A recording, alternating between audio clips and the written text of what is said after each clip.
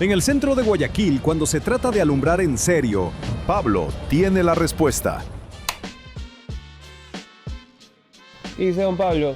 Apenas que me estoy derritiendo en casa, necesito un ventilador y también necesito comprar un foco. ¿Qué me puede recomendar? ¿Tienes algo por ahí? Hermano, te tengo la solución.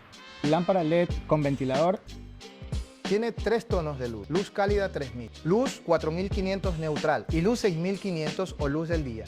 Cuenta con 4 velocidades en el ventilador. Como accesorios contamos con una extensión de boquilla E27. Contamos con un control a distancia. Don Pablo, esto sí es vida. ¿Sí vio? Una luz que refresca es una luz inteligente.